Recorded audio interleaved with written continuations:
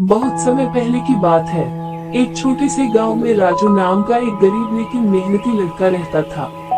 उसके माता पिता का बचपन में ही देहांत हो गया था और वह अकेला दुनिया से संघर्ष कर रहा था।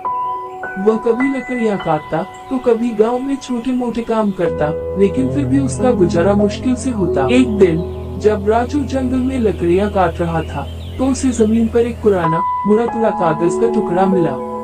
उसने उसे उठाया और गौर से देखा। उस पर अजीब से अक्षर लिखे थे जिन्हें वो पढ़ नहीं पा रहा था। लेकिन जैसे ही उसने कागज को सीधा किया वह चमक उठा। राजू आश्चर्य से, अरे ये तो कोई साधारण कागज नहीं लगता, इस पर कुछ लिखा हुआ है, इच्छा पूरी करो। वह घबरा गया, लेकिन फिर उसने हिम्मत जुटाई और धीरे से कहा, राजू संदेह से, काश मेरे पास आज रात भर पेट खाना होता।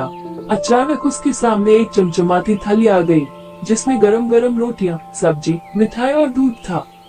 राजू की आंखें फटी की फटी रह गईं। राजू हैरानी से, ये कैसे हुआ? क्या ये सच में जादू है? वह खुशी खुशी खाना खाने लगा।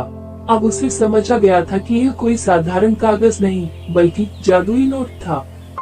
राजू ने सोचा, अगर मैं समझदारी से इस नोट का इस्तेमाल करूं, तो मेरी जिंदगी बदल सकती है। अगले दिन उसने फिर से नोट पर लिखा, राजू, काश मेरे पास एक सुंदर सा घर होता। जैसे ही उसने ये कहा, उसके सामने एक सुंदर सा घर प्रकट हो गया। पहले मिट्टी की झोपड़ी में रहने वाला राजू अब एक छोटे लेकिन सुंदर घर में रहने लगा। धीरे धीरे उसकी जिंदगी बदलने लगी। अब वह अच्छा खाना खा सकता। राजू की यह समृद्धि देखकर गांव वालों को अजीब लगने लगा। कुछ खुश थे तो कुछ चलने लगे। गांव का सबसे लालची आदमी रघु ठाकुर, जो गांव का जमींदार था, राजू की तरक्की देखकर हैरान था। रघु ठाकुर गुस्से से, ये गरीब लड़का अचानक इतना अमीर कैसे हो गया? जरूर कोई राज है। उसने अपने आदमियों से राजू की जासूसी करवाई और एक दिन उसने देख लिया कि राजू किसी चमकते हुए कागज पर कुछ लिखता है और उसकी इच्छा तुरंत पूरी हो जाती है। रघु ठाकुर हंसते हुए चालाकी से कहा, तो ये राज है।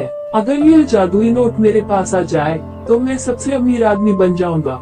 रघु ठाकुर ने एक रात राजू के घर में चोरी करवाई और जादुई नोट चुरा लिया। रघु ठाकुर हंसते हुए, नोट देखते हुए, अब मेरी किस्मत बदल जाएगी। सबसे पहले मुझे ढेर सारा सोना चाहिए। उसने तुरंत नोट पर लिखा, रघु ठाकुर, काश मेरे पास अनगिनत सोना हो। अगले ही पल उसके कमरे में सोने का ढेर लग गया। उसकी आंखें चमक उठी। रघु ठाकुर लालच से, वाह ये तो अद्भुत है, मुझे और सोना चाहिए और महल भी चाहिए। उसने बार बार इच्छाएं मांगनी शुरू कर दी। कमरा सोने से भरता गया, महल खड़ा हो गया, लेकिन उसका लालच बढ़ता ही गया। रघु ठाकुर बेवकूफी से हंसते हुए, अब मैं सबसे अमीर आदमी हूँ, मुझे और सोना चाहिए और ज्यादा और ज्यादा। पर अचानक सोने का ढेर इतना बढ़ गया कि पूरा कमरा भर गया। सोना दीवारों से टकराकर गिरने लगा और रघु ठाकुर खुद उसी में दब गया। रघु ठाकुर चिल्लाते हुए, बचाओ, मुझे बाहर निकालो, मैं गलती कर बैठा। लेकिन अब बहुत देर हो चुकी थी। गांव वालों को जब ये पता चला तो वे हैरान रह गए। राजू को भी ये सुनकर दुख हुआ, लेकिन उसने सबको समझाया, राजू गांव वालों से, देखो लालच का नतीजा हमेशा बुरा होता है। अगर रघु ठाकुर ने इस नोट का सही इस्तेमाल किया होता तो वह गांव की भलाई कर सकता था, लेकिन उसने सिर्फ अपने लिए सोचा और उसका अंजाम देखो। राजू की अच्छाई की वजह से जादुई नोट वापस उसी के पास आ गया। अब राजू ने ठान लिया कि वह इस नोट का इस्तेमाल सिर्फ अच्छे कामों के लिए करेगा।